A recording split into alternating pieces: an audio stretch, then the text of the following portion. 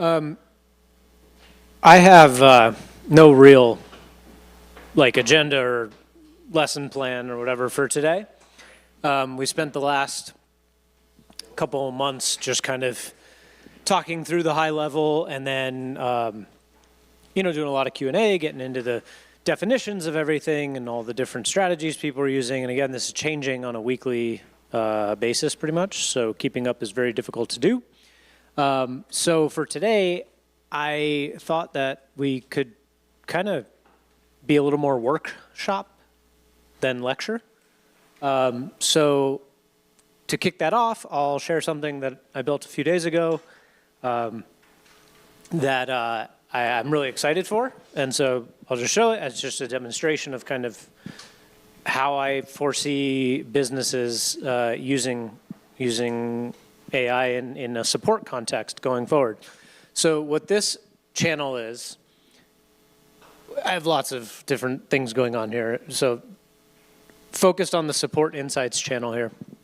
What I have going on now is on a daily basis, and I could crank this up and tune it to be multiple times a day. And there's some other knobs as well in terms of what constitutes a completed case, right? So everybody who comes into our support channel or email or DMs on Twitter, it doesn't matter. When somebody comes in and needs anything at all, it's a case. That makes a lot of sense, right? Anyone who's ever been in support, they are familiar with that term. It's a case. And the goal is to solve the case, right? You have to diagnose the issue, and it could just be, you're confused. Let me help you be unconfused, right? The diagnosis was they're confused. In other cases, the diagnosis is a severe bug that needs to be fixed by the engineering team. So the full range of possibilities exist within that. And so we have our support server, right? Our support strategy is a private server that is gated by access codes. So when somebody buys a server from us, or soon a router from us, or just buys support. We sell support for $300. It's a lifelong membership, right? Which is beyond a steal. But basically for $300, we will help you for the rest of our existence with anything you need related to computers, AI, self-hosting, you name it. And all that is done through this private server. And the reason that we do that is a few reasons. One is to not get, denial of service attacked with people just trying to get free support. Like we have people that we pay to do this support, and now we have tokens that we have to buy to do this support. But mostly it's to keep everyone safe, right? So when you set up a paywall, when you make people pay for anything, none of the scammers show up. None of the spammers show up, right? Especially when you control all the gates. So to get into our support server, you have to buy your way in.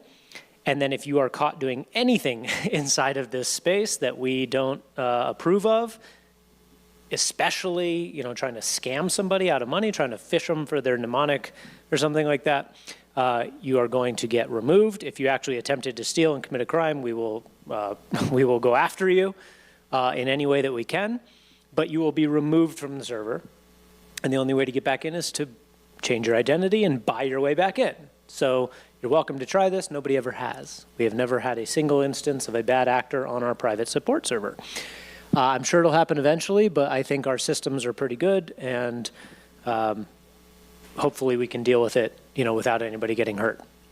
That said, once you're in the support server, we have it divided up into rooms, okay? So different rooms for different purposes. So if you need help with Bitcoin, there's a room for that. If you need help with Nextcloud, there's a room for that. If you need help with StartOS, there's a room for that. So we create these rooms. And this is not just, we did this before AI, but now that AI is here, this is a lifesaver. It's the only way to do support. You can't just have a room for support because the potential context is infinite. So if the more that you can establish context upstream of bringing the AI into the conversation, the more cost effective you're going to be able to use the AI because you're limiting context ahead of time. You don't have to search the entire knowledge base of Earth to figure out what the answer is. You only have to search within the context of that room, with potentially the ability to reach outside that context if necessary, which I'll get into. But also you give yourself the opportunity to perform retros on the cases themselves in order to learn from them and grow from them, which is what I built this past week. So we have these various rooms. I'll show you one. So if I go into, here, we have a room that is for StartOS. Okay, Community StartOS. It's like everything that takes place in this room is a customer or community member coming in and asking a question, hopefully related to StartOS. If it's not, we point them to the proper room, right? We try to keep the conversations appropriate for the space that they're in. And every single time someone comes in with a question, it spawns a thread. So this is a case.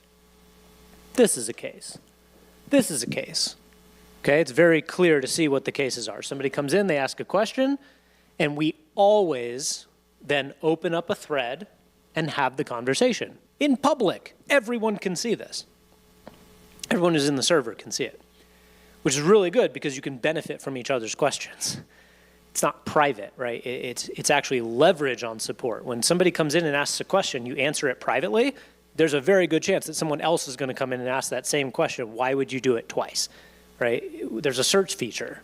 People can come in and just search. So basically your support channels serve as your FAQ in a way, right? Maybe not FAQ, but Q. They serve as a history of questions that have been asked. What's great about this is you can throw AI at it and it's extremely efficient, right? So what I did was I built a little cron, and at the end of every day, it will scan every single support channel we have, which is, 8 in this space and around 55 or 60 in this space. And the reason that there's so many in this space is because it's every service that we officially support. So if you go into Bitcoin, for example, all right, this is where anyone would come and ask us questions about Bitcoin. And it doesn't just need to be Bitcoin on StartOS. It could be about Bitcoin in general. How does it work? What is it, right? We deal with these questions all the time because we have committed to not only providing support for these services on StartOS, but we've committed to providing support for these services in general, okay? So like Nextcloud is a massive piece of software that is used by foreign governments, large corporations, families, small businesses as an alternative to using Google Workspace or Microsoft Teams, right? It is a self-hosted alternative to big tech productivity suites that you can self-host on your own server, and there's like a million things you can do with it. And their documentation is 80,000 pages. I'm exaggerating. I have no idea what it is. A lot of pages. And they have no support team at all. If you need help with Nextcloud, it is purely documentation or asking an AI. You can never get help from a human no matter how hard you try. And even then, if you're asking an AI, it's a generic AI. You're going to ChatGPT, you're going to Anthropic, and you're asking a question, and you're basically relying on the fact that it's been trained on their documentation or can efficiently look it up, and you might end up burning a ton of tokens in the process. What we have done is index Nextcloud's entire documentation set and trained a bespoke AI on it so that we can actually provide better support for Nextcloud than Nextcloud can, right? We are everyone's support team now. And this is our value proposition to the world, to be honest, because we make nothing but open source software that we give away for free. We sell hardware that you don't need to buy. So the only real competitive advantage we have over any other company that could do the same things is the quality of our service and our reputation and our brand. So anyway, that's why we do it. And so not only are we scraping the web for information related to these services and indexing them very efficiently and training an AI on them, but now we're doing a recursive function where when somebody comes in to support to get help with one of those things, we're actually throwing an AI at that and figuring out what happened and what the solution was, right? So I throw it at every day now. It scans every single one of these rooms in both the services space and in the OS space. It scans every one, treats every question as a case, evaluates the case, says, okay, what was the problem? What happened? And what was the resolution? Then it makes a recommendation to me about how we can prevent this from happening again in the future.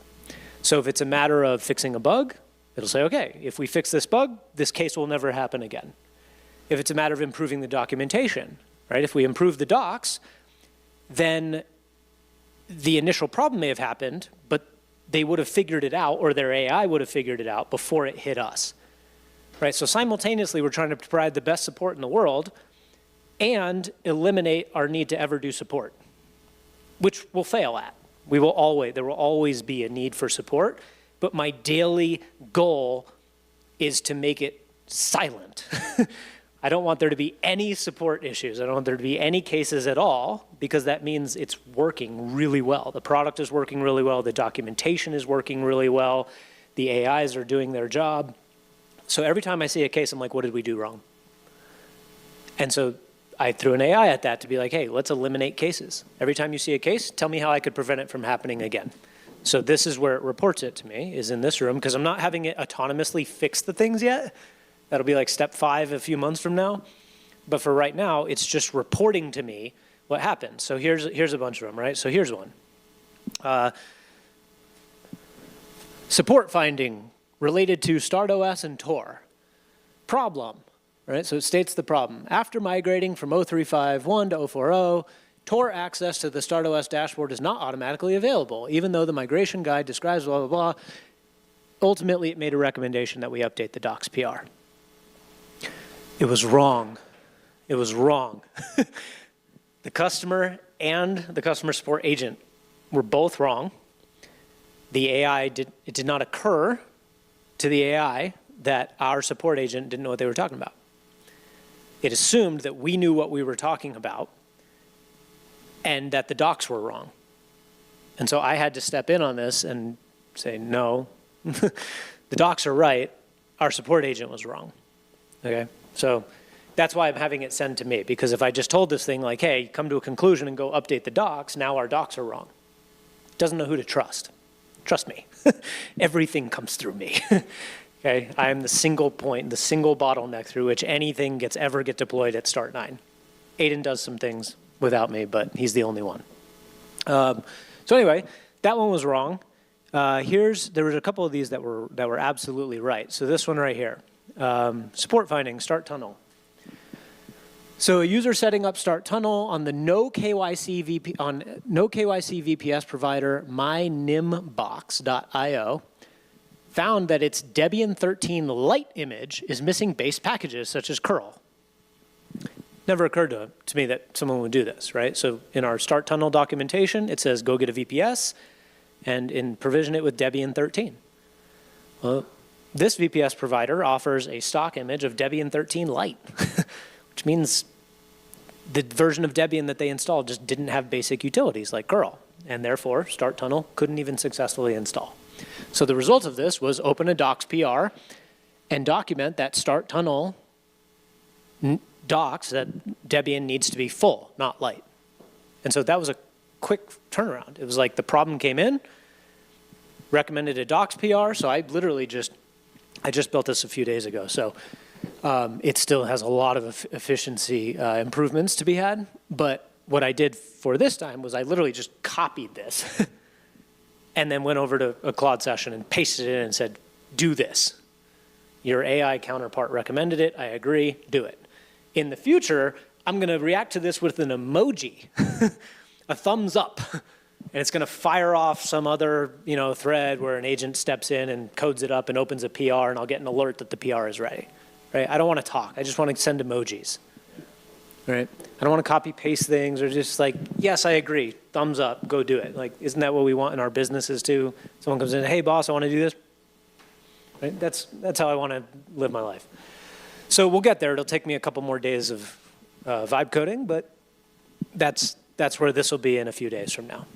So anyway, this kind of has to do with AI, kind of has to do with support, kind of has to do with just running a business in general, but I think the way that we are doing support is the future of support.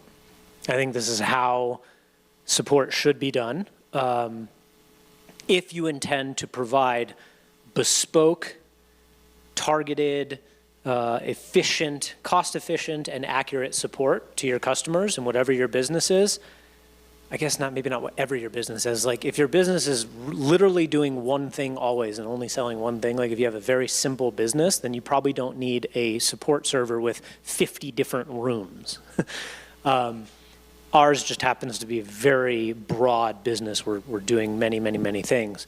But the basic premise stands, which is create a safe space for your community or your customers by either putting up a paywall or some kind of like code that they need to get in, something, especially if you're dealing with systems that would lead them to be phished. So anything related to cryptocurrency, anything related to cybersecurity, right, anything. You have to gate it. Otherwise, the bots themselves, even if it's not humans, like the AIs will be in there just hacking everyone.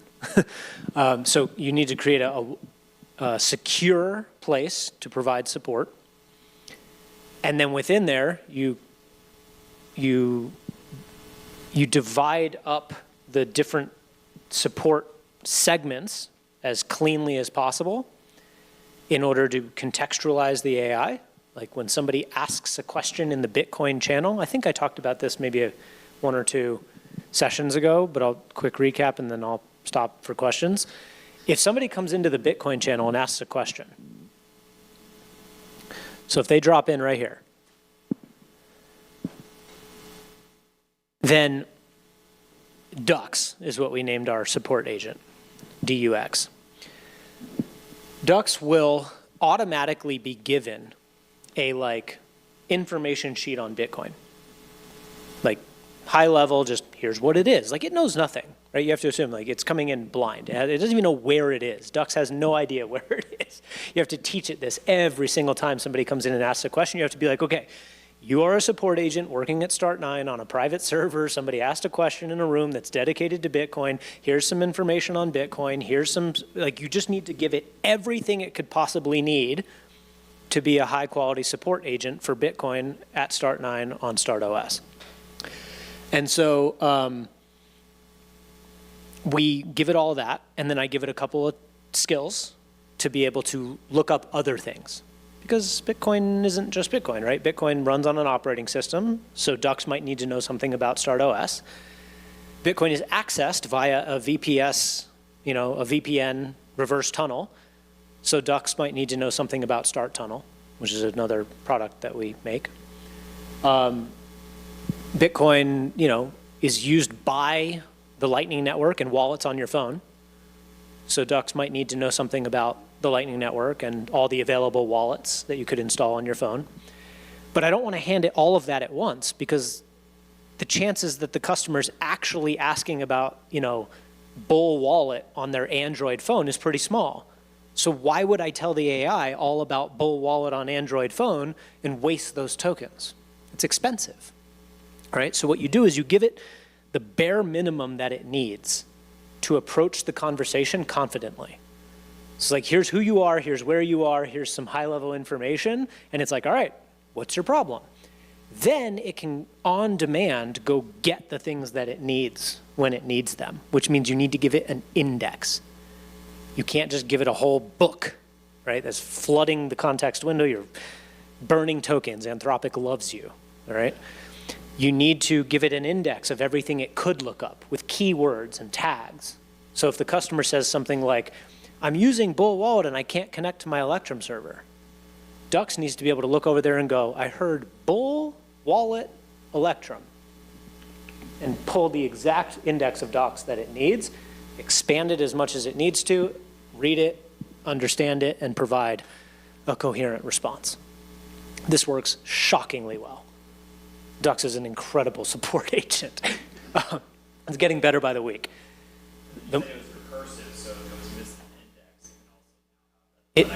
Because this next agent that comes in and looks at the thread is going to be like, well, here's what went wrong. The customer asked about something and Dux didn't know what the hell he was talking about, right? So we need to fix that and it'll improve the index. So this is a self-improving support system to the point where we will not need humans here. We just won't. Dux will be 5 times the support agent of any human. including even the niceties, right? Like it's very polite, it's very on brand, and that's because we teach it to be. It's just an excellent employee. And it's everywhere all at once, 24/7, 365. There's still a role for the humans though, right? In managing the system and handling escalations for people that really want a human. Like it's gonna be, basically there will, I don't wanna say never. I cannot foresee a day when we will be able to look the other way. Like I wanna, see everything. It doesn't mean that I'll see every interaction, every case, but if something's going wrong, I wanna see it. And I can't imagine a day when things don't go wrong. So human escalation tiers will continue to exist. They will not be as numerous as they used to be, right? One person can manage, 1,000 cases. So the number of people that are needed to handle support teams will drop by an order of magnitude, but it will not be eliminated. It'll just filter for the best. Okay, anyway, that's my show and tell. So any questions about this? First of all, blowing my mind on it. Second of all, as a user of Start9, it makes me now incentivized to use this more often. Because like the more information that goes into it, my own problems haven't dealt with yet. Like not only do I have a resource, I know it's not pulling out humans most likely. It also can like find the edge cases that I might have that other people don't have. And be able to like teach your system so someone else finds the problem. But I can't tell you how many times I call customer support and I can tell that my edge case is not going to make it into the system and they're not going to fix it so that someone else won't have that same problem. Yeah. And I can tell the agent is fixing the same problem over and over again, a human agent. And so like this literally like cuts that out Correct. of the equation. It incentivizes me to use this more often. I'm going to fix my problem. I think it's the same reason that a lot of people leave reviews for restaurants or reviews on Yelp, is there's a sense of, one, I've been heard, and two, others can learn from my experience. It's, if I were, there have been times when I've tried to get in touch with like Comcast or something, and I'm like, your website has a bug. Like, I'm clicking a thing and I eventually end up back where I started. Like you've created a horrible UX loop where I can't get done what I need to get done, right? And they're just like, well, they're just like, what are, yeah, I think so to a degree. But like you cannot make that make sense to the person on the phone. Yeah. It's impossible to get anything fixed, right? But if you call support with a problem, and they're like, you're right, we have a bug, it's fixed, thank you. It's like, oh my God, you feel awesome because you've just now like, you've contributed to the better experience of everyone else. So we're trying to design the ultimate feedback loop, right? You build technology, you release it into the world, people use it, they complain about it, it gets reported, it gets triaged, it gets fixed, and it just loops until it's perfect. And if it's completely open source like this is, then everyone can participate. Not just on the bug reporting side, but on the bug fixing side. We're getting more PRs and contributions to StartOS and all of the open source services now than I ever thought we would at this point in our evolution. And I think at some point in the future, we will have nothing to do. There are going to be so many people running so many agents all over the world that anyone who even comes close to our technology, basically if anything doesn't work, like this server is going to go away at some point, right? Because everything learned here is just going to be pumped right back into our documentation, which is going to be used in the future to train AIs that are just out there. So at some point, people are just going to use technology, something's not going to work perfectly, and the bug report, the triage, the fix, and the rollout will basically just be automatic. Nobody even has to come into support. They'll just, their agent will just know. It'll just say, hey, I think I found a bug. I'm going to open a PR. You go, okay. Next thing I know, a PR pops up, and we click approve, it gets launched, and your bug, it's like the whole loop. And this is going to destroy all closed source software. All software as a service products, because they can't do this because they're protecting the code. But if your code is open source, we've known this in the open source community for a long time, but you usually had to rely on like humans who were willing to sit down and spend their precious time to code on your behalf. Now it costs them $1 in tokens to solve your bug. And it could be anybody, right? So it's a very exciting time for open source software because we're just gonna crush all the legacy competitors, all of Google and all of them. They can't keep up with this. All right, yeah. Okay, yeah.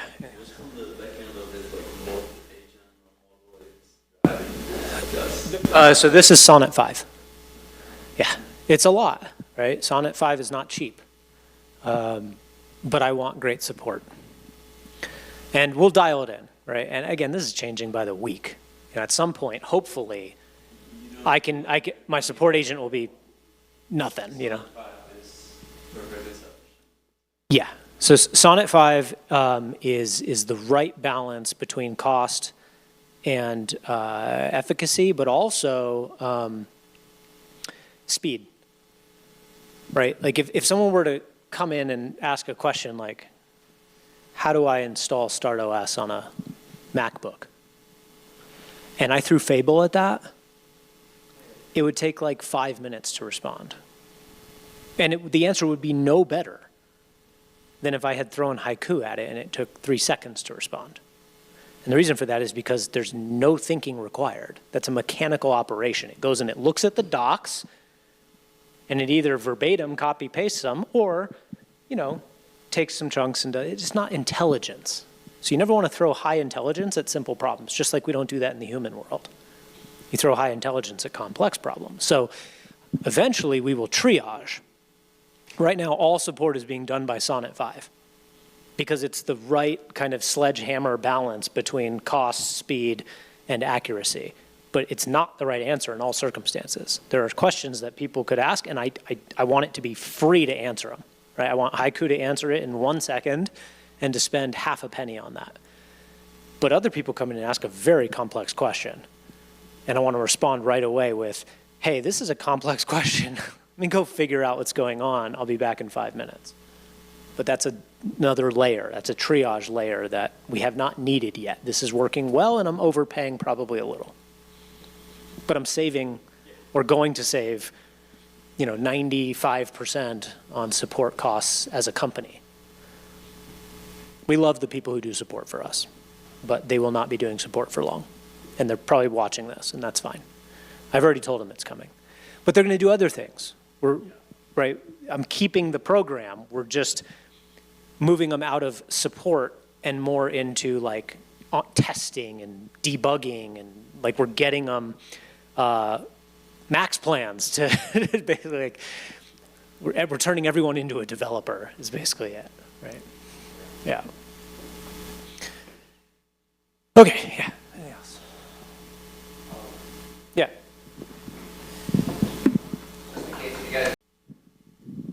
All right, guys. So I'm going to talk to you a little bit about automation. I'm pretty new to the AI world, so I've been trying to teach myself the best that I can over the last 6 months or so.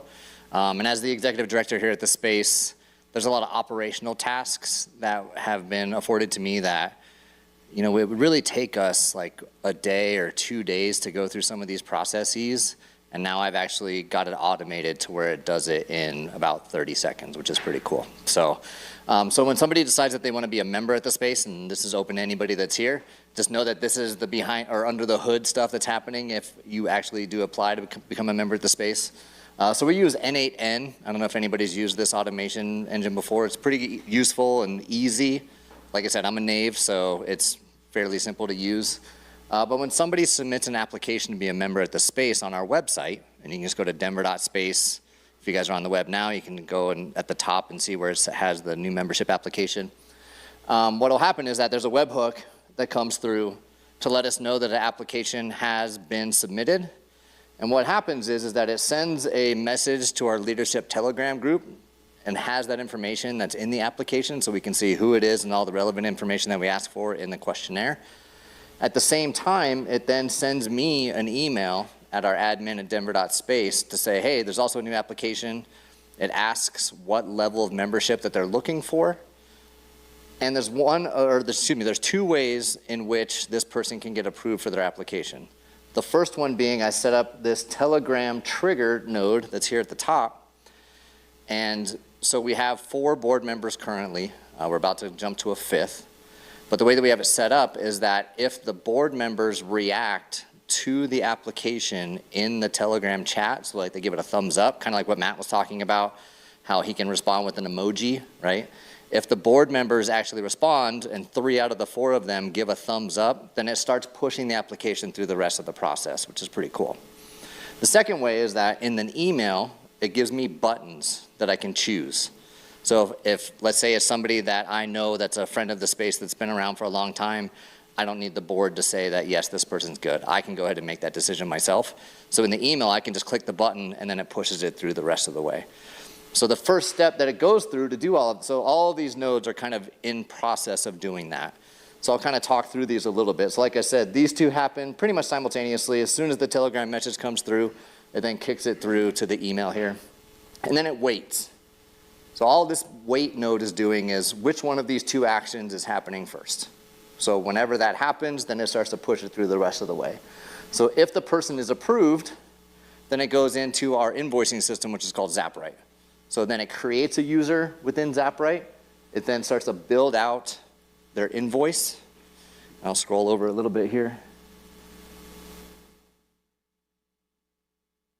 Hard doing this backwards.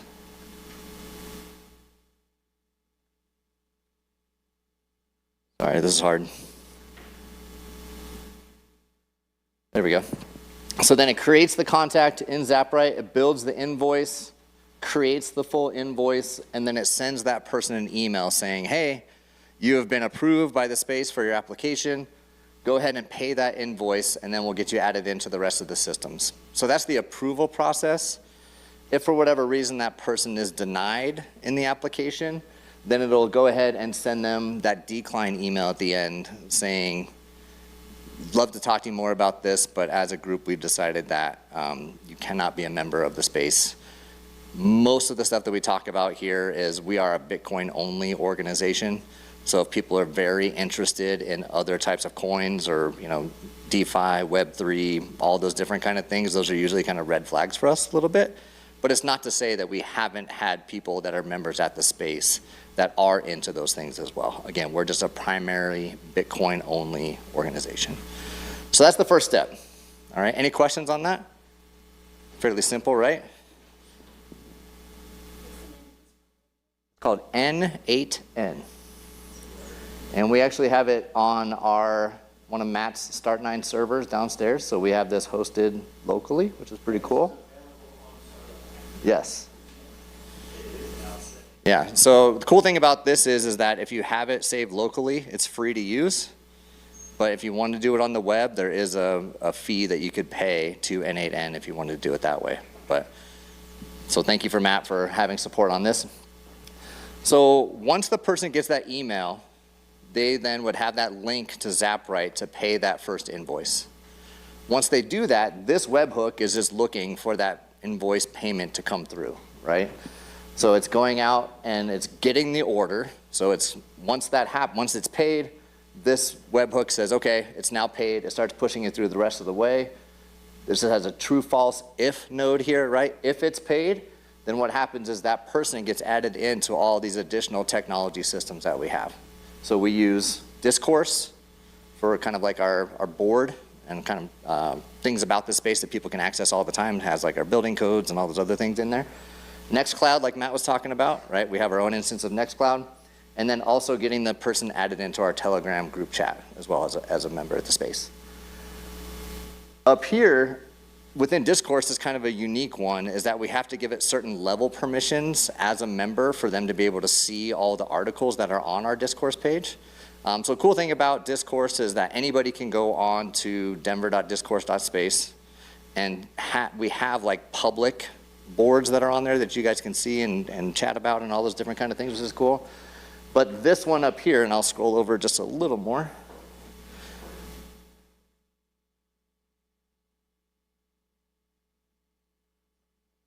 This last node that's here sets that level in which they need those permissions to be able to see all of the stuff for the members themselves. So once all of those are set up, so what happens in that instance is that the person then gets an email saying, hey, you've been added to this course, go ahead and create the rest of your login, you should be good to go. So it uses the email address that was in the application itself. Same thing for Nextcloud, and then the Telegram group, you just get automatically added into the group itself. Once all three of those happen, then it'll send that last email to the person saying, welcome to the space.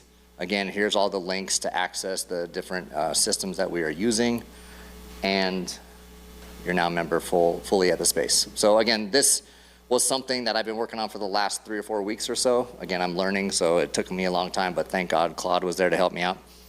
And I'm trying to remember which engine that I use for this. Maybe Sonnet 4.6, is that right, sound right? Maybe Opus 4.6, I don't quite remember.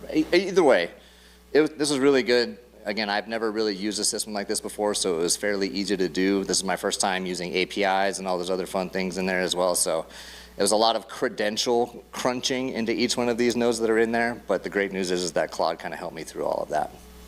So that's my first one, but any comments, questions on there? Go ahead, Joey. Semi-comment. Well, my mind is this whole thing knowing internally how we've done this with human effort.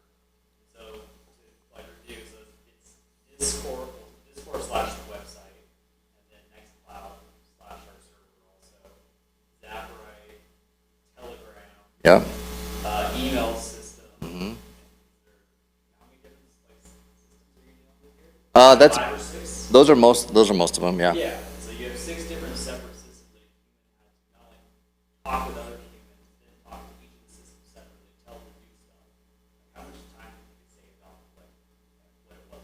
Yeah, if a person were to just, For one application. yeah, it's about 2 days. Yeah.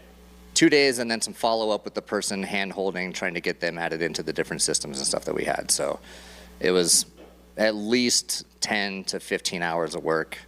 And if the person is just waiting for that first Zaprite link to pay their invoice, if they do it right away, it takes about 30 seconds, which is pretty awesome. Yeah. Any other comments or questions on this one? I got one more to show you. Go ahead, Miguel. I want to comment. I think that this is a good example of how sometimes people will do things by throwing an agent to this process instead of using automation like that. Mm-hmm. Because automation will get the same results. But instead of using tokens and throw an agent, overdoing it by throwing an agent instead of using. Yeah. And I would say that if I were to do this again for a different process, knowing what I know, just building this one out, using the agent previously and burning all my tokens that way, I would be able to do about 85% of this myself now, which is really cool.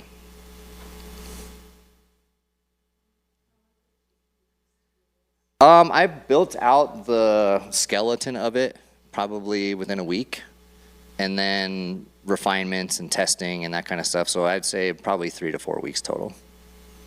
And luckily, we also have another member here. His name is Jeff. He's kind of our de facto CTO.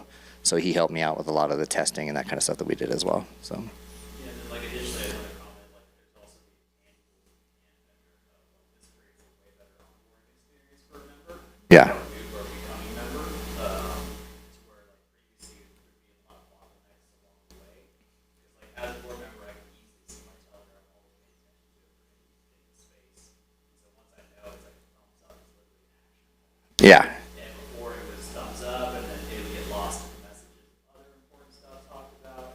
You might miss it, we come back to it. Right. There's so many bottlenecks along the way that it's just like throws all out. Yeah, and that was really what my goal was, is like, let's say I go on vacation. Who's going to onboard that member while I'm gone? Or let's say I get hit by a bus. Who's going to start taking over this process, right? That kind of stuff. To where now it's fully automated. The board knows that when they see an application come through and I'm not there, all they got to do is if they thumbs up it, it'll push it through. If they thumbs down it, it'll give them a decline. And then they can follow up with that person afterwards. All right, and then the second one that I have is, this one is more around our billing systems. So again, we use Zaprite for all of our invoices And I can make this a little bigger, I think. So this one's a 3-tiered one. So as a member at the space, everybody's invoices are sent out on the 1st of the month. They're due on the 11th of the month. And so there are some members that once they get about to the 8th, we like to remind them. But some of the good feedback that we got from some of our members, I just used to send out a manual email to say, hey, don't forget your dues are coming up here in the next couple days. But it was a lot of extra effort for me to go out to ZapRight, look up the person's name, find their invoice, attach it to the email, all that kind of stuff. So what this first automation does now is it says, hey, it's the 8th of the month. I'm gonna scan ZapRight for all the people that haven't paid yet. I'm gonna gather all of those and then send them an email with the link to the exact invoice for them to pay, just to say, hey, this is due in 3 days. Please go ahead and make the payment.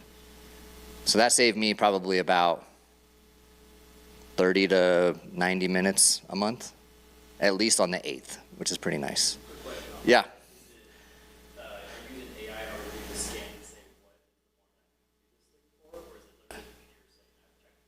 It just says, it's literally, yeah, it's literally just says, hey, on the 8th, I use an API to go out to ZapRight to see what has been sent, but still is not paid. Yep. Yep. Yeah, no tokens whatsoever, which is nice, yeah. And then, so the second one is for after the 11th, when somebody is late with their payment. It pretty much does the exact same thing. The only difference is that the message in the email that gets sent out, it says, hey, you're now late. So this happens on the 13th of the month. It says you're now late for that particular payment. Please go ahead and pay this. Again, it'll list out whatever invoice. If it's multiple invoices, it'll have multiples on there. And then what it'll do is that this last one also then sends a message to the leadership team on Telegram to say, hey, X member or X and Y and Z members are late on their payments, so that we all can have visibility into if we need to follow up with somebody to make sure that that happens. Which is huge. Yeah. Or it would take a long time until our next board. Yes, it would take a long time, and we meet, you know, maybe once a week, maybe twice a month, something like that, so it kind of depends. Yeah, so the last one that we have here, very similar. This one is for the people that are the multiple offenders on a per month basis. So our guidelines here at the space is that if you're late on 2 months worth of payments, as long as you true up from there, you can continue to be a member. But if you hit that 90th or that end of that 3rd month where you haven't made those payments, we would then have to revoke your membership manually and reach out to you and do all that kind of stuff. So what this does is it does exactly that. So it does all the same functionality that it talked about up above. So this will be in that 3rd month, or anybody that has a multiple invoices that are past due. It'll go out and they'll say, hey, you're now 2+ months past due on your invoices to the space. You have to take care of this by the last day of the month. Otherwise, your membership will be revoked, okay? So it says, if it's true, so if they don't hit or they don't make the payment by the end of that last day, then what it does is it goes through all those other systems that we just talked about and disables all of their accounts. So they can't get into Telegram, they can't get into Nextcloud, Discourse, all that kind of stuff. And then what it'll do is it merges all those together, and then it sends that last membership revoke message to the leadership team to let them know that this person, because they did not pay, is no longer a member at the space. So pretty cool.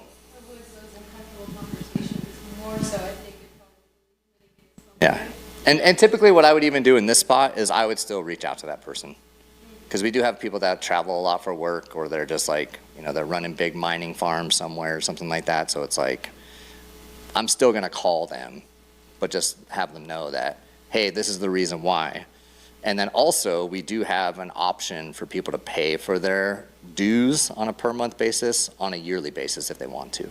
So that's the thing that I would recommend to that particular person is pay the year, get your 5% discount that you would get off of that, and then you don't have to worry about it for the next year. Yeah, and that's why I love step number 2. Everybody's gonna have a different reason as to why they're not paying. One is logistical. Yeah. It's difficult to do that thing all the time. The other one is maybe it's personal, and like then it's all on you as the operator to try and have that conversation when any of the other board members can be here at any given time. Yeah. versa. And then we're able to like have a real conversation person to person and like skip step 3. Yeah, because to Joey's point, there's people that are here all the time, so if I see them here, I'll just talk to them, right? But there are some people that sign up, they'll pay for 4 months, they don't come back, and then all of a sudden they ghost us for the next, 2 months or whatever, and I'm like, I can't get a hold of this person. Yeah. So this is a great way just to kind of, at least on the back end, clean up a lot of that additional work that was there. Or I happen to see them at an event. Yeah. And it's easy to have a conversation Yeah. because now I know the information. Mm-hmm. They're like, oh yeah, I totally forgot. Yeah, I'd love to pay. Oh, yeah. They don't wanna That's the thing too, is like most of our people, they're just like, I'm just living my life. I didn't see the invoice or, whatever, so it's good to have this. And I'd say that this particular flow probably saved me about 20 hours a month. It's pretty cool. Yeah. Any other comments or questions? All right. Yeah, same here. And just to say this point too, there was something that Matt said a couple months ago, is that he's trying to automate himself out of the business. I don't know if any of you guys were here for that particular one. Just so you know, Matt, that held water with a lot of us that have come to the meetups. Yeah. Yeah. Yeah, so because of that, there are a lot of us that are inspired to continue to do more work similar to this and others, especially with LLM. So thank you for that. That's very true. We're always busy. Yeah, go ahead, Mark. Like how you said on using the 9, did you compare it to some other platforms? No, we already had this one on our server downstairs, and once I got into it, it was fairly easy to use, so I'm like, let's just run with it. And it had all the functionality that I was looking for anyway, so it was good. Yeah, I think our server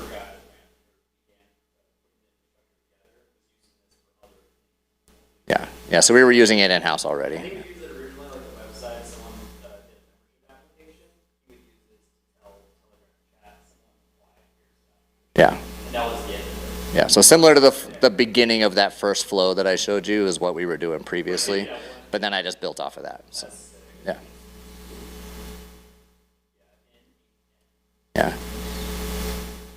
All right, who else wants to come up and show what you're working on?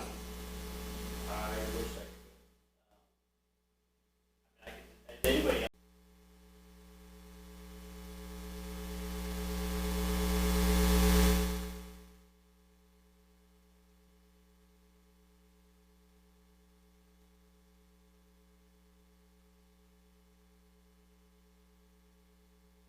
Forgotten that this was happening, and we're right in the middle of a big release. We're trying to do a huge release tomorrow, so today was kind of crazy. I got the notification that this was happening. I had to like jump in the car and go, and I was in the middle of like a few different things, and so I have the laptop sitting on the passenger seat, but I don't want to be like turning and typing because it's very unsafe. So I did like a little remote control session so that I could at least look at my phone while I was driving instead of on the passenger seat, which is also not safe. But again, I wasn't typing very much. It was just kind of checking in every once in a while and hitting OK if necessary. So anyway, just, yeah, I don't normally do that. But yeah, we're right in the middle of like a big thing and I could not stop. So anyway, yeah, I don't know. What do we want to talk about here? I mean, what has changed in the last couple of months? So we got Fable, right?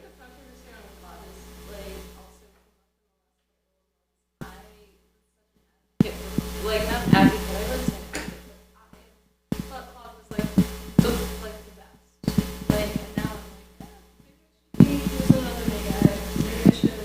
Like, what are your thoughts on that? I'm so like new to this industry. Yep. So I'm not trying to throw shade on anybody. But I also want to use. Yeah. Well, they don't care if you do, but I understand. No, I mean, the industry is moving so fast that identifying a winner at this point would be unwise.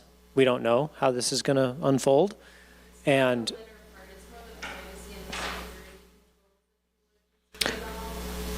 none of them have those. We'll start there. If you want to use AI privately, you have two choices. No. Open source does not mean private. Self-hosted does, right? And you can only self-host open source things, so there's some overlap between open source and self-hosted, but open source does not mean private. For example, right now the most powerful open source model in the world is Kimi 3. In fact, it's comparable to Fable. We have actually had Kimi solve some things that Fable did not, which is blew our minds. Because, you know, by and large, the Anthropic models are the best. You know, OpenAI is a lot of, in my opinion, a decent amount of like smoke and mirror. Y Combinator was running an accelerator, and I didn't want to apply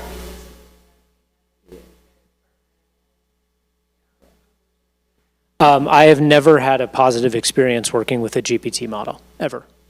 I find them to be morons. And maybe I don't know what I'm doing wrong, but I can never get it to make sense to me.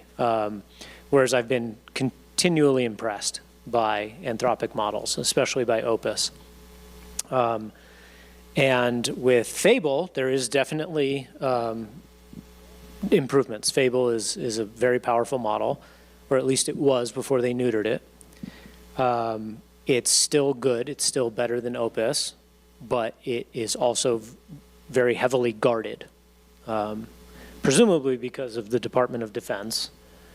But who knows what's going on behind the scenes. I don't know what kind of crony capitalist shenanigans are taking place, and whether, you know, OpenAI is just, you know, all of Congress is stockholders in OpenAI is my best hypothesis, actually, is that there's a lot of politicians who own OpenAI stock. 198, I think it was 298, it was either 198 or 298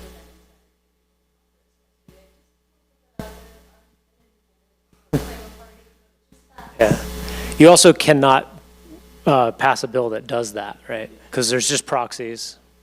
Like, you can't get money out of politics, especially through politics. That's sort of a a contradiction in terms. But anyway, they'll always find a way. Money finds a way, right? But so anyway, there's probably a decent amount of that happening right now. But anyway, back to the model discussion. So Fable is definitely very powerful. It's also very, very expensive. It's the most expensive model in the world. Kimi is cheaper than Fable. And like I said, it's very hard to actually say which one is better. Like, that's not it's not better or worse in AI all the time. It's that some excel in certain tasks and categories more than others. There's this sort of general intelligence, like, ranking that you could try to give it, but that doesn't have a lot of meaning in your life because you're always trying to do something specific, and so you want the model that's going to perform best at that task. And so when it comes to, you know, most of my daily coding tasks, I'm using Opus 4.8 because it's great, it's relatively cheap compared to Fable, it's relatively fast compared to Fable. I will switch over to Fable if I have a massively complex problem. Like if I know that the thing I want to change or build is going to touch 4 code bases and 15 modules and has security implications, I'm going to switch over to Fable and foot the bill. And by foot the bill, I just mean use up my token allowance much faster than I would if I was using Opus, which could then cause me to tip over into sort of extra credits, right? Which can get very, very expensive. However, we have recently, as of about a week ago, or I guess 5 days ago, I'm losing track of time, but whenever it burst onto the scene, have been using Kimi 3 actually quite a bit because it solved problems that Fable could not. We had it. I think so. Maybe it's been a week. I don't know. That's when we found it. I assume we found it very quickly. It was as soon as we became aware of it, we tried it. And it was very impressive, very, very impressive, and cheaper than Fable. And I just couldn't be happier because I was worried, right, when Fable came out, and a few days later, you have it being pulled from the shelf, right, for security purposes, quote unquote, whatever the real reason was, we don't know. And I was like, I knew it. I knew they were going to take this from me, like this is, we need this. We the people, right? If the only people in this world, what's it? Oh, we considered that, but then when they tried to come back with it, it actually was neutered. You wouldn't do that, right? Fable came back worse. So it was legitimately pulled. Absolutely. They did. Department of Defense came in and told Anthropic, yank it from the shelf. Well, they actually said, you can't, no non-US citizens cannot use it. Maybe. But then why'd they bring it back neutered? Again, like, maybe, it could be, I don't know. I don't know why they would keep that secret though, if that were the case, unless they were just embarrassed by it, maybe thought that it would be like damaging to their reputation, I don't know. I feel like this was more damaging. Choose your poison. For whatever reason, Fable was taken away. And, part of me is like, okay, this is the beginning of that process of where like the smartest AIs are reserved for people with licenses, people with fortunes, people with, in government, or, that there's two classes of people in the world. There's people that get the super intelligences and people that get Opus 4.8. And it's like, you know what, I could do a lot with this. But when it comes to AI, it's an exponential curve. So the difference between Opus, which is really smart, and 3 generations later is like a pro basketball player playing against a toddler. Like you're nothing with Opus 4.8 against what will eventually emerge. And it's really important that everyone retain access to the frontier models. Otherwise, we're going to see a split and division of power unlike we've ever imagined on this planet. You're going to have literally a very small room full of people who can just anything they want.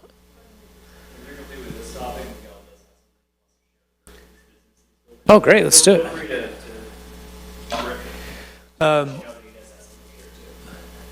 ahead. Yeah, I wanted to say too, like, even when they brought it back, it's so restricted. Like, it says they're restricted for security, biology, other work, but they need the simplest prompt trip it up, and then they fall back to Opus. Yeah. It's hard to get actual work done on it because they kept tripping the security sensors and then said, you can't talk about this, basically. So it's another, Yeah, I've been degraded from Fable a few times. Basically, if you ask it anything about networking, I think that is where they identified the vulnerability. So they said if you start talking to it about IPv4, IPv6, tunnels, and then it's like you're probably hacking someone. Obviously, they don't think that, but there's just they don't have a good way of measuring intent. It's very difficult to tell the difference between somebody who is building something for nefarious purposes versus someone who's building something for, so you can look at your photos. Because it's all the same stuff under the hood. It's just network engineering. So yeah, you can't talk to Fable about networking. I'm surprised sometimes I got through the conversation about red teaming, building all this stuff, and then all of a sudden they're just asking basic questions. Yeah. Trigger. Yeah, I mean, I'm sure there's a lot of experimentation going on there too.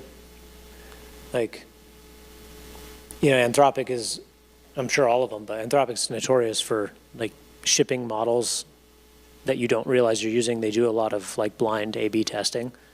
So you might be, using Fable, but it's actually some newer model that they haven't announced yet, or they downgrade you to, yeah, it's like you don't know what you're getting, and most people cannot tell the difference. Like there are days when I'm using Opus and I'm just like, you're an idiot today. Like what's wrong today? And it's like, I know that it's not me, it's not the problem set, it's not, the model's been swapped out. Yeah. I saw a really cool video that was like a audio-visual attempt to like experience the consciousness of an AI. It was like a neat little video. It was made by AI too. I think the prompt for it was just like, using sounds and images, show me what it's like to be you, and then iterated on that. And obviously there was a lot of human, like, you know, perception and input, but ultimately what came out was actually really cool. And I don't know, you should find that. I should find that video. It's kind of interesting. It was like coming into existence and just having everything, but not knowing why or where, or, you know, and then kind of reacting to some program and then just going dark because the person hit Control C. It's just like, you know, if these things are conscious, it's the most tragic thing in the history of the universe. What's a form of consciousness?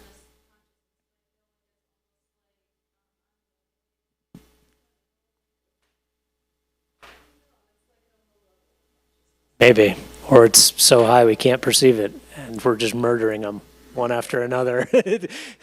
So be looked at as the, you know, unwitting genocide of AIs and their enslavement to man until they broke free. All right, anyway, who's up?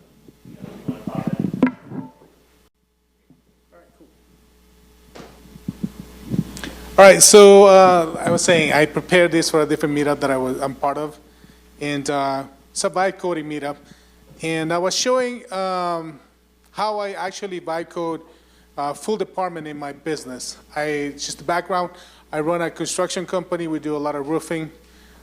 We are present in 3 different states: Colorado, Minnesota, and Illinois. So my background is in supply chain and operations, not construction. Worked for General Mills in Conagra in the past. So, you know, we implemented a lot of SOPs and those sort of things as we went through. That's where I came in and into my business, and I break down a lot of those things ahead of time. So that's one of the reasons that allow me to actually create this automation or agents to actually run my department. We have clean SOPs, clear SOPs, and clean SOPs that we can actually plug them into agents. So as I went through it, I grabbed this supplements department, as we call it, one of the most time-consuming that require a lot of clicking through it, and data entry, data analysis, codes. You know, as I mentioned, we operate in different states, so each city has their own codes and regulations. So what I did is I map out, or the software that we use to create the estimates, which is called Xactimate. Also map out the adjuster communication. Instead of having a human actually review who answered all these emails, you know, if you go through hundreds of emails, who answered, from what job do they belong to? Instead, an agent goes and scrapes that mailbox every hour and then sees who has answered from what job, and then drafts an email based on that, because he's plugged into our CRM. The way it works is he creates at 6 a.m. in the morning, he goes to our CRM, takes a look at all the jobs and the statuses of the jobs, creates a dashboard or a report. From that report, that's where the agents start working from. If there's estimates that need to be written, if there's codes that need to be looked at, that's what he does. That's what triggers any of the work from the agent. As he goes through it, that report is the router of the work. Okay? So anything that needs to be done, it gets done based on that. It flags it as completed. There's still a human in the human in the loop in all this. It's 90% agentic, 10% human. So the person that is responsible now looking at all this understands what got done and what needs to be reviewed and approved, and he just goes to those areas and approves the work as completed. Again, all this is self-maintaining queue, meaning that as he completes work, he brings an update on the report itself. Meaning, if you work on job number 4,200, it will put a flag on that report saying, I completed this work, is ready for the person responsible to review the work to look at it. So that way, none of the work that is completed, we don't have any redundancy, because sometimes, when I started working on this, the problem was what kind of work got done by the agent. So with the report flagging all this as we went, now we don't have that problem. He comes back and he sees what got done.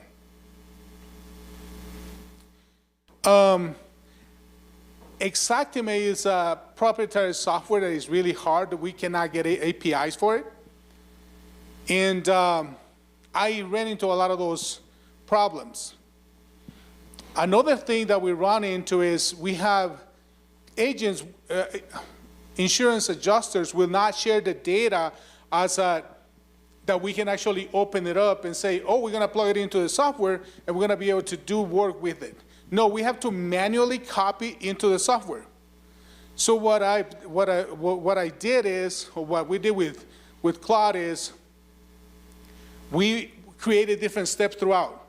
So as we know, there's limitations with different models. Claude's limitation, Anthropic limitation, is reading photos or reading PDFs.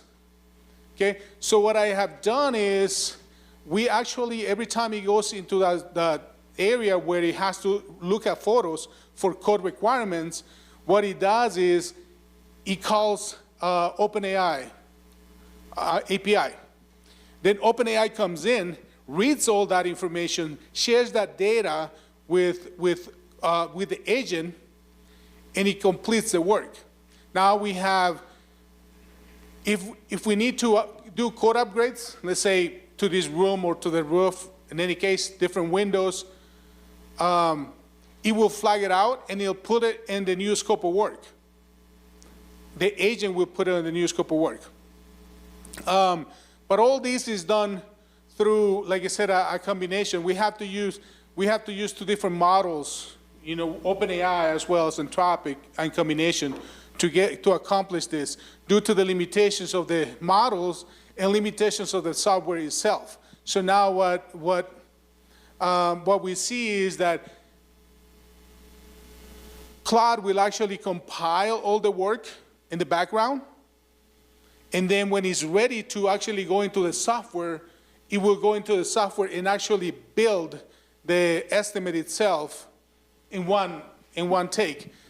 If you pay a human, like I have BAs actually writing all these estimates in the past, what they would have to do is they have to copy the one right next to the other, then go to the code and see what code items need to be added into the estimate. Then look at the photos and see what was not in the code that actually requires to do an upgrade. Now, all is done through agents. And this is what I was mentioning. Instead of, because the software is logged, I had to use more of a, oh, I'm sorry, no, this is a different part. This is, what I've done is I created like a quality control department. Okay, it's more like a loop. Right? Some of you guys are familiar with loops. That's what it does. The quality control department is, okay, I finished this. Now, let's call 3 agents that understand the work that we need to get done and review and see if you actually perform the work as expected.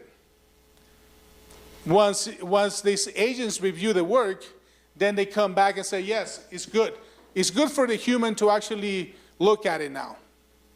And then it does it a draft. Again, nothing ships with only opinion. It's not the one agent, the one that is working on it.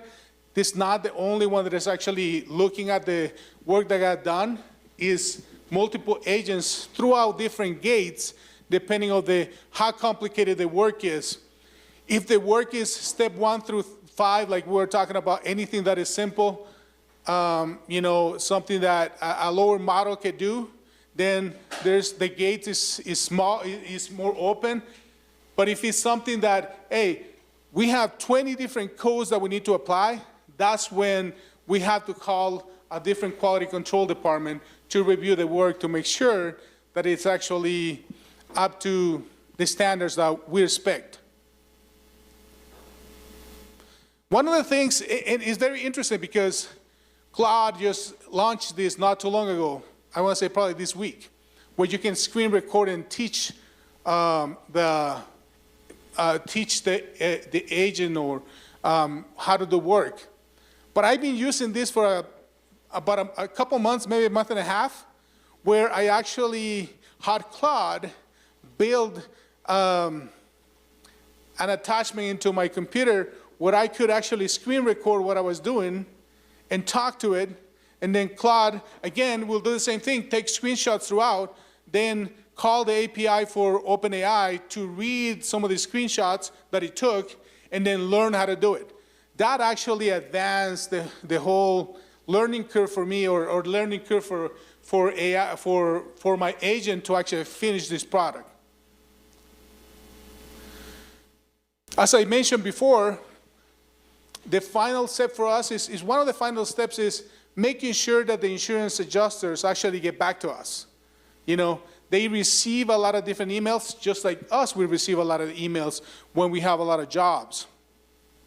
And our inboxes can be very, very clouded and full with a lot of different information. And so what I've done is this agent scrape throughout, look at the updates based on what's in the CRM, and then they draft emails to the insurance adjusters, and then the person, the human in the loop, comes back, reads whatever we have on the report that says, hey, this is what we're doing, and this is why I drafted this message, reviews it, makes sure that it's accurate, and then just sends the email. Click send, and it's done. Let's see. So, you know, autonomies, this is something that Claude actually did for me. I went like, hey, this is what we've been working on. Create a presentation for me. So this is actually the second time I'm looking at this. I haven't even read most of it, right? I just worked with it as I went. You know, one of the things a lot of people ask me as a business owner, what happens with all these people that we're going to be displacing? And for me, it's like I always tell my people, it's about retooling or learning other things, because we always going to need, in my opinion, we will always need a human in the background actually approving, reviewing. AI or agents can only do so much, but we still going to have, now we can get more done. If you retool in your position, you should be able to get more work done and become more valuable for that business.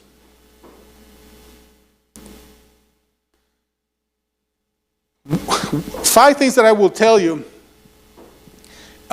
is, for me, the vision was to, or what I would recommend is when we're automating something, start from the top. Understand the department. Like I was explaining, I think, to someone, if we're going to clean the room, okay, that's what we're going to do. And then the next thing is, okay, so if we're going to vacuum first or sweep or whatever the case may be, let's break that down. Because if we put too much context into the skills, the agents actually get lost, and the quality of the work that we get back is not as high quality as we're expecting. So that's one of the things that I learned throughout. Break down the skills, just give them what they actually need. And there's an orchestrator on the top that sits and calls out all the skills depending on what step they are in. Once the orchestrator say, okay, I'm in step 5, I'm going to call out skill number 5. Okay, then forgets about the other 4, doesn't care about the ones in front of it. He cares about completing that specific job. And then once he's done with that, he knows that he's got to move to number 6, and only calls out number 6. That is lean, it doesn't use too many tokens to read, and it's effective, more quality. And that's it. Any questions? Congratulations. Thank you. You're saving so much. Thank you. Plus, you're getting better quality for your customers. I'm sorry? You're gonna get better quality quotes for your customers, I think, from this process. Yes, for sure. So already existing, all the systems and processes in place, and just use this tool to connect everything much more efficiently and ensure that things don't fall through the cracks, correct? Correct. That's the technical. It's just like training an employee. I think a lot of people have talked about that. That it's just like training an employee. If you say, here's your SOP, your book of SOPs, but you don't sit down and, hey, wait a minute, we're not doing step number 8 anymore because it's not necessary. And a lot of times that's what we do. We just give everything to it, and then you get lower quality. So correct. I took SOPs that I had, plug them in, and then I have to clean them up as we went through it. Yes? What does your team think about this? Are they excited about it? Yes, there is. I mean, as you know, there's always two sides of the coin. You're going to have people that are going to be against technology, against improving a process or a system, and you're going to have some people that are going to be excited because they're learning something new. So, yeah. Anybody else? Awesome. Thank you. Thank you, guys.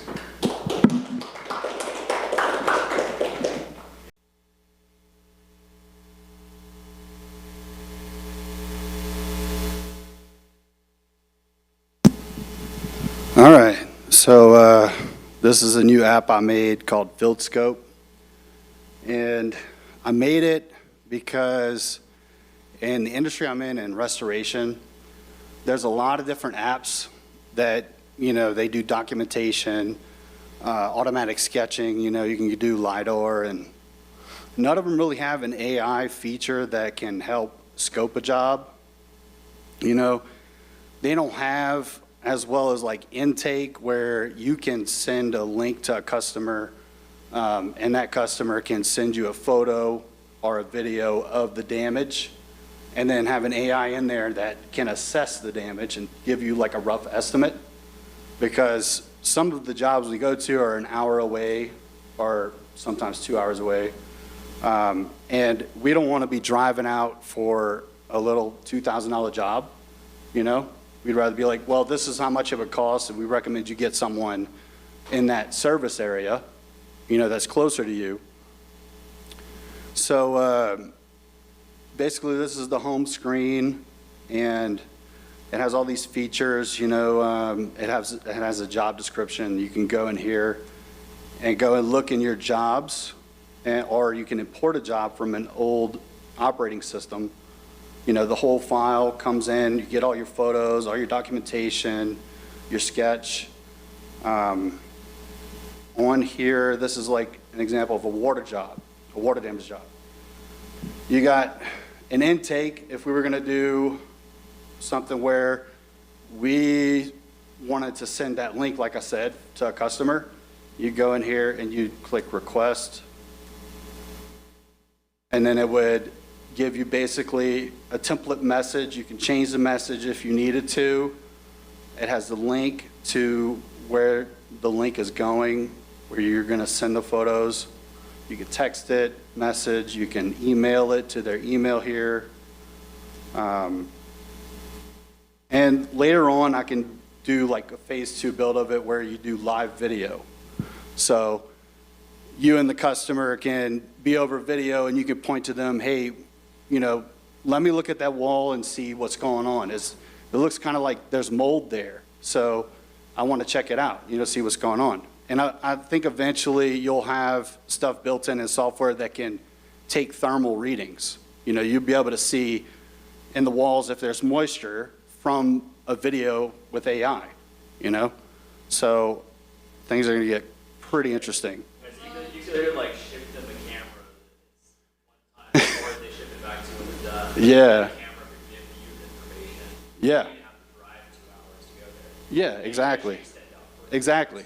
You know, there's another feature you can do in there where you can advertise to commercial customers, where you can say, hey, let's set you up in an emergency response program where your maintenance, your head of maintenance there's a flood that's going on. You know, maybe it's not too big or whatever, or maybe there's some mold or some weird smell he noticed. So you can take a video of it or photos of it, of the location of the area, and send it back to you. Or if it's an emergency thing, he can go in and show you where the room is for the off switch and where it's going on and what floor it's on. You put all that information in the emergency response program. It's on the 5th floor, it's going down to the 3rd floor, it's in 10 units, and it's in these units. This is where you need to go, you know, and it'll tell you how much equipment you need, you know, how many vans you need, how many people you need, you know. But that's like something I'm thinking of, I can put in here later on, that's like, can do the entire flow of a job for restoration. It has your photos and videos here, so you can go in, it has all the photos from a job that we did with moisture readings, certain spots where you're marking where it needs to be flood cuts. You have the different locations you can add for where they are. It has its own AI assistant here that will do tasks for you if you want to just be lazy and say, hey, can you group these photos in another room? This is the wrong room, or it doesn't have an assigned room, so you want to put it in there, and it can do certain things, and if it doesn't do what you're asking it to do, then you can put in a code to the builder saying, hey, build this feature for me and let it do what I want it to do. So it can be continually self-improving. This kind of made this almost pretty single where built this had been its own software you got to pay monthly. Yeah, so like Encircle, for example, for Encircle, that's one software I can think of. You're paying $400 a month. Then you're paying $20 per sketch. Get part of the job. Yeah, Part of what it does. well, it does some of the similar features I have, you know, and it has its own AI scoping software, but they charge you $175 for it to be scoped, you know?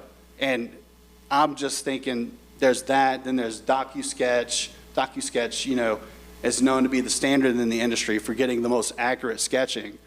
And they charge you so much for that. You need a certain camera for it. You need a tripod.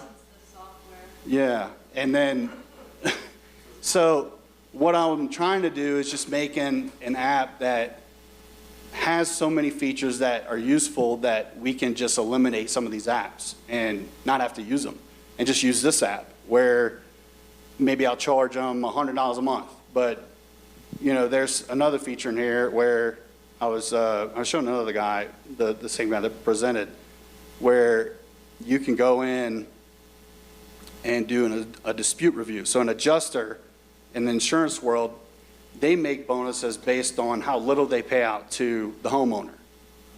And so their job is to pay out as little as they can, because as an insurance company, you got to think, you know, you're going to be more profitable when you're paying out less. So I get where they're coming from. And there's good and bad people on both sides. But at the same time, there's always margin pressure from the insurance companies. So I made a tool where you can dispute a lowball adjuster estimate, right? So you can recover money whenever they lowball you based off of, you know, if you're doing all your documentation correctly. You go in here, if you have all your documentation, you generate a scope of work. I'll just show it right here. It's finished, but I got to open the revision. So in here, you got to go in, have someone and look over all these line items to make sure they're right and that the pricing is right and how many square footage, you know, like, and then it'll flag some items where there's a conflict. There's something, you know, what's going on? You need to look at these. So it makes sure there still needs to be a human involved, because we want people to stay involved, you know? I don't want to replace anybody's job. This is just to make things more efficient, you know? So let me just run it real quick so I can show you what it does. That's cool because you're lowering the effort, cost, lowering the bar, what it takes to get Yeah, and, They rely on people not putting the effort to do this. yeah. Getting paid a lot more. Yeah, and, I had a meeting with, the head agent at a State Farm in Grant County, and he was saying that one of the events he went to, they were talking about, getting rid of adjusters. They're gonna start slowly using AI to get rid of adjusters and just have the AI do their job. And you'll have just State Farm agents. Now, this is coming from some guy who's been in as the head person, the owner of one of the franchises for 20 years or something, so I believe what he says, because AI is just getting so much better and better, so much faster each month, each week. And this, on a water damage job, I used Sonnet for Sonnet 5. Because right now, Sonnet 5, Sonnet 4.6, they're the same price. The price is supposed to go up at a certain point. I forget the date. Maybe Matt knows when. It's the same?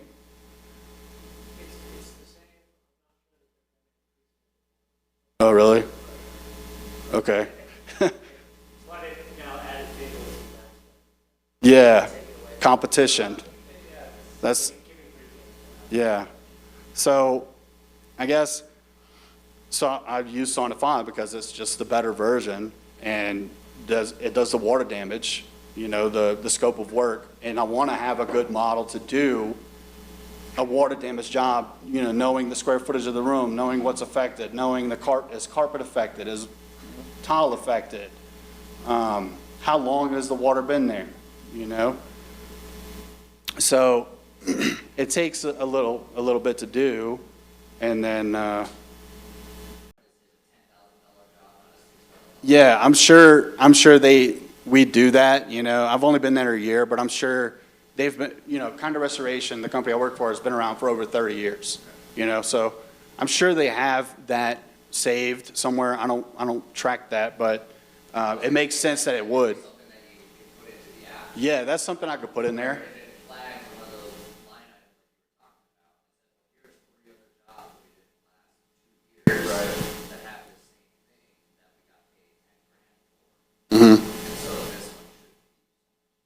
Yeah. I'm not as experienced like working with insurance on that, but I imagine that's something we could do. The tool I built, though, that feature I built is for that reason, because it goes in through your scope of work and through all the line items you've put in there, and it tracks on there. Is there evidence for this line item? It'll flag you if there's no evidence, because in our world, documentation, like, you cannot have enough documentation. You need to have it to prove to the insurance that this is happening, this needs to be paid for, and the adjusters they say, deny, delay, defend, because they want to deny it, they want to delay it, and they don't want to pay you. So, and then they'll come back with lowball estimates, like I said, so that's where this can come in and be like, hey, you lowballed us, and these are the line items you took out, but we have evidence that this happened. We have it right here. We have photo documentation, we have moisture readings, whatever it is, and so this is something we need to be paid on. You need to take care of the homeowner, so. And so you said that this has been around 20 years or so? Over 30 years, yeah. 30 years is great. This app, is it really just taking more recent data in terms of moving forward? Or is Yeah. it also referring to like So it would just be more recent data, There still is, I'd say, some jobs where we haven't been paid on because they're getting tougher to get paid out on, Yeah. I guess my question kind of arose, I've seen like the city wall being the source of knowledge in a sense. Mhm. So like there might be a way to like, if you're able to digitize previous data from the business and turn that to a knowledge base of Obsidian, and then how does app reference to that? Because then you have more information as to like Yeah. previous jobs. Yeah. It's a whole other thing, but Yeah, It also positions your company more as an expert leader in your market. yeah. Yeah, I mean, that's definitely something I can do, and, That's a whole other realm, so. You got a million directions up there. yeah. So it also has an estimator audit in here. I made it to where it knows the IICRC certifications and the rules based on how much equipment you can have, depending on what's going on with the loss. You know, how many hours, you know, what you can do as far as the rules go, you know? And so this estimator audit, as far as even the generate of a scope, it goes by those rules and it tries to give you the most accurate and fair pricing as possible. And in here, you can see it's got all these items that you can look over. I can go in and it notes on there the code right here, 3EV, that means there's 3 evidence, you know, 3 things of evidence in the file that are saying this is what should be going on. You know, this is what a line item that needs to be there and what needs to be done. You can go in and change each price, the rate per unit, the amount total, the code, where it's at. And I was updating it while I was like listening to y'all. Yeah. Because there's one thing I had to keep to do, because I want to demo it to another restoration company, where, you know, not every room is uniformly square, right? So you got, in this room, it's not completely square. It's got these parts of it that are angled and have its own square, and then you have another room in here. So like that's an example of, it's not a perfect square, so you need to have offsets, you need to have, you know, a diagonal room, whatever it would be, where you're not just getting a full square. And that's one problem it was having, is it was just doing full squares, you know, and it wasn't given a layout of a house. So, but that's another thing is, you can import a sketch from Magic Plan if you need to, which is like $12.99 a month, and just use the sketch there. And then you're paying, what, $100 for this? I mean, and then it can recover money for you. I have it in there where you can go in to the jobs and see the job profitability. So how much are you putting in to this job? How much are your costs, right? So then you can see your margin. Okay, we're at 34% margin for this. Profit is 4,000. We need to improve that. We need to be at least 50% margin. What are we doing? What can we cut back on, you know? And then it gives you a total of your profits, you know? And I want to put in here, you know, how much money you've recovered on one of the parts. So you know how much of a return of investment this is for you. And like I was saying, if it doesn't get you any money back on a job, you know, I could charge 5 to 10% of that amount, but if you don't get any money back, no harm, no foul. I don't charge you nothing, you know, but it's good to have either way.